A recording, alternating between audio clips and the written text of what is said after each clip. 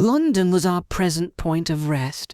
We determined to remain several months in this wonderful and celebrated city. Clerval desired the intercourse of the men of genius and talent who flourished at this time. But this was with me a secondary object. I was principally occupied with the means of obtaining the information necessary for the completion of my promise, and quickly availed myself of the letters of introduction that I had brought with me, addressed to the most distinguished natural philosophers. If this journey had taken place during my days of study and happiness, it would have afforded me inexpressible pleasure. But a blight had come over my existence, and I only visited these people for the sake of the information they might give me on the subject in which my interest was so terribly profound. Company was irksome to me. When alone I could fill my mind with the sights of heaven and earth. The voice of Henry soothed me, and I could thus cheat myself into a transitory peace. But busy, uninteresting, joyous faces brought back despair to my heart. I saw an insurmountable barrier placed between me and my fellow men. This barrier was sealed with the blood of William and Justine, and to reflect on the events connected with those names filled my soul with anguish. But in Clerval I saw the image of my former self. He was inquisitive and anxious to gain experience and instruction. The difference of manners which he observed was to him an inexhaustible source of instruction and amusement. He was also pursuing an object he had long had in view. His design was to visit India, in the belief that he had in his knowledge of its various languages, and in the views he had taken of its society, the means of materially assisting the progress of European colonization and trade. In Britain only could he further the execution of his plan. He was forever busy, and the only check to his enjoyments was my sorrowful and dejected mind. I tried to conceal this as much as possible, that I might not debar him from the pleasures natural to one who was entering on a new scene of life, undisturbed by any care or bitter recollection. I often refused to accompany him, alleging another engagement, that I might remain alone. I now also began to collect the materials necessary for my new creation, and this was to me like the torture of single drops of water continually falling on the head. Every thought that was devoted to it was an extreme anguish, and every word that I spoke in allusion to it caused my lips to quiver and my heart to palpitate. After passing some months in London, we received a letter from a person in Scotland who had formerly been our visitor at Geneva. He mentioned the beauties of his native country and asked us if those were not sufficient allurements to induce us to prolong our journey as far north as Perth, where he resided. Clerval eagerly desired to accept this invitation, and I, although I abhorred society, wished to view again mountains and streams and all the wondrous works with which nature adorns her chosen dwelling places. We had arrived in England at the beginning of October, and it was now February. We accordingly determined to commence our journey towards the north at the expiration of another month. In this expedition we did not intend to follow the great road to Edinburgh, but to visit Windsor, Oxford, Matlock, and the Cumberland Lakes, resolving to arrive at the completion of this tour about the end of July. I packed up my chemical instruments and the materials I had collected, resolving to finish my labors in some obscure nook in the northern highlands of Scotland. We quitted London on the 27th of March and remained a few days at Windsor, rambling in its beautiful forest. This was a new scene to us mountaineers. The majestic oaks, the quantity of game, and the herds of stately deer were all novelties to us. From thence we proceeded to Oxford. As we entered this city, our minds were filled with the remembrance of the events that had been transacted there more than a century and a half before. It was here that Charles I had collected his forces. This city had remained faithful to him after the whole nation had forsaken his cause to join the standard of Parliament and liberty. The memory of that unfortunate king and his companions, the amiable Falkland, the insolent Goring, his queen and son, gave a peculiar interest to every part of the city which they might be supposed to have inhabited. The spirit of elder days found a dwelling here, and we delighted to trace its footsteps. If these feelings had not found an imaginary gratification, the appearance of the city had yet in itself sufficient beauty to obtain our admiration. The colleges are ancient and picturesque.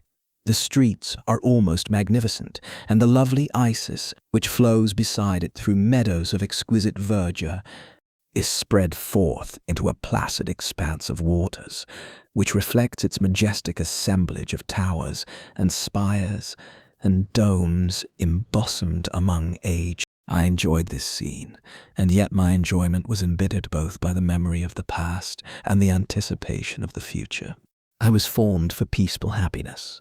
During my youthful days, discontent never visited my mind, and if I was ever overcome by ennui, the sight of what is beautiful in nature or the study of what is excellent and sublime in the productions of man could always interest my heart and communicate elasticity to my spirits.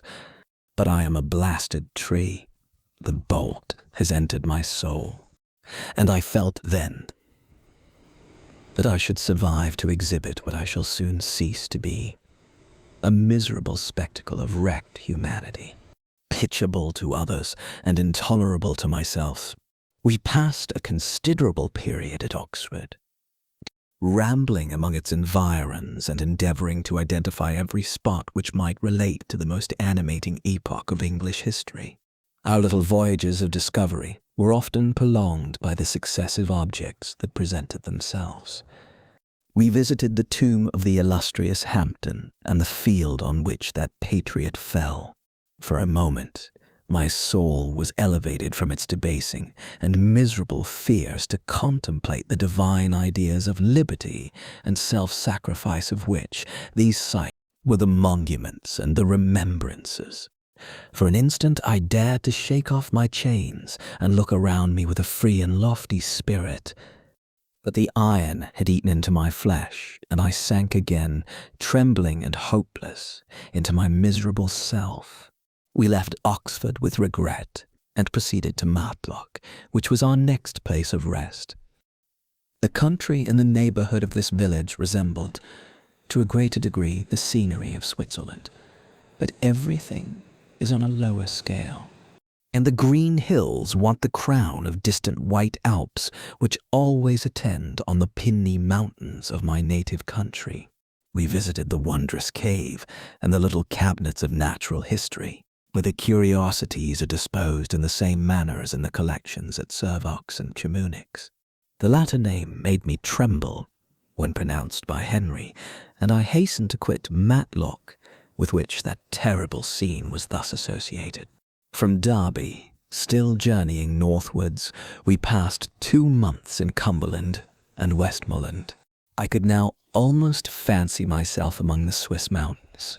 The little patches of snow which yet lingered on the northern sides of the mountains, the lakes, and the dashing of the rocky streams were all familiar and dear sights to me. Here also we made some acquaintances who almost contrived to cheat me into happiness. The delight of Creville was proportionably greater than mine. His mind expanded in the company of men of talent, and he found in his own nature greater capacities and resources than he could have imagined himself to have possessed while he associated with his inferiors. I could pass my life here, said he to me, and among these mountains I should scarcely regret Switzerland and the Rhine. But he found that a traveller's life is one that includes much pain amidst its enjoyments. His feelings are forever on the stretch, and when he begins to sink into repose, he finds himself obliged to quit that on which he rests in pleasure for something new, which again engages his attention, and which also he forsakes for other novelties. And we had scarcely visited the various lakes of Cumberland and Westmoreland, and conceived an affection for some of the inhabitants when the period of our appointment with our Scotch friend approached, and we left them to travel on. For my own part, I was not sorry. I had now neglected my promise for some time, and I feared the effects of the Damon's disappointment. He might remain in Switzerland and wreak his vengeance on my relatives. This idea pursued me and tormented me at every moment from which I might otherwise have snatched repose and peace. I waited for my letters with feverish impatience. If they were delayed, I was miserable and overcome by 1,000 fears. And when they arrived, and I saw the superscription of Elizabeth or my father, I hardly dared to read and ascertain my fate. Sometimes I thought that the fiend followed me, and might expedite my remissness by murdering my companion. When these thoughts possessed me, I would not quit Henry for a moment, but followed him as his shadow, to protect him from the fancied rage of his destroyer. I felt as if I had committed some great crime, the consciousness of which haunted me. I was guiltless, but I had indeed drawn down a horrible curse upon my head, as mortal as that of crime. I visited Edinburgh with languid eyes and mind, and yet that city might have interested the most unfortunate being. Crilford did not like it so well as Oxford, for the antiquity of the latter city was more pleasing to him. But the beauty and regularity of the new town of Edinburgh, its romantic castle and its environs, the most delightful in the world, Arthur's Seat, St. David's Well, and the Pentland Hills, compensated him for the change, and filled him with cheerfulness and admiration. But I was impatient to arrive at the termination of my journey. We left Edinburgh in a week, passing through Coupass and Andrews, and along the banks of the Tay to Perth, where our friend expected us. But I was in no mood to laugh and talk with strangers or enter into their feelings or plans with the good humour expected from a guest. And accordingly I told Cravell that I wished to make the tour of Scotland alone. "Do you," said I, "enjoy yourself, and let this be our rendezvous. I may be absent a month or two, but do not interfere with my motions, I entreat you. Leave me to peace and solitude for a short time, and when I return, I hope it will be with a lighter heart, more congenial to your own temper." Henry wished to dissuade me, but seeing me bent on this plan, ceased to remonstrate. He entreated me to ride often. "I had rather be with you," he said, "in your solitary rambles than with these Scotch people, whom I do not know. Hasten then, my dear friend, to return, that I may again feel myself somewhat at home, which I cannot do in your absence." Having parted from my friend, I determined to visit some remote spot of Scotland and finish my work in solitude. I did not doubt but that the monster followed me and would discover himself to me when I should have finished, that he might receive his companion. With this resolution I traversed the northern highlands and fixed on one of the remotest of the Orkneys as the scene of my labours. It was a place fitted for such a work, being hardly more than a rock, whose high sides were continually beaten upon by the waves. The soil was barren, scarcely affording pasture for a few miserable cows and oatmeal for its inhabitants, which consisted of 5 persons, whose gaunt and scraggy limbs gave tokens of their miserable fare. Vegetables and bread, when they indulged in such luxuries, and even fresh water, was to be procured from the mainland, which was about 5 miles distant. On the tall island there were but 3 miserable huts, and one of these was vacant when I arrived. This I hired. It contained but 2 rooms, and these exhibited all the squalidness of the most miserable penury. The thatch had fallen in, the walls were unplastered, and the door was off its hinges. I ordered it to be repaired, bought some furniture, and took possession. An incident which would doubtless have occasioned some surprise had not all the senses of the cottagers been benumbed by want and squalid poverty. As it was, I lived ungazed at and unmolested, hardly thanked for the pittance of food and clothes which I gave. So much does suffering blunt even the coarsest sensations of men. In this retreat I devoted the morning to labour, but in the evening, when the weather permitted, I walked on the stony beach of the sea to listen to the waves as they roared and dashed at my feet.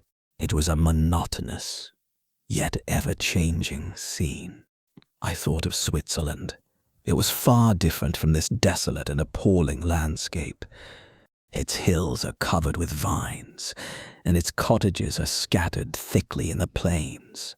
Its fair lakes reflect a blue and gentle sky, and when troubled by the winds, their tumult is but as the play of a lively infant when compared to the roarings of the giant ocean. In this manner, I distributed my occupations when I first arrived, but as I proceeded in my labor, it became every day more horrible and irksome to me. Sometimes I could not prevail on myself to enter my laboratory for several days, and at other times I toiled day and night in order to complete my work. It was, indeed, a filthy process in which I was engaged. During my first experiment, a kind of enthusiastic frenzy had blinded me to the horror of my employment.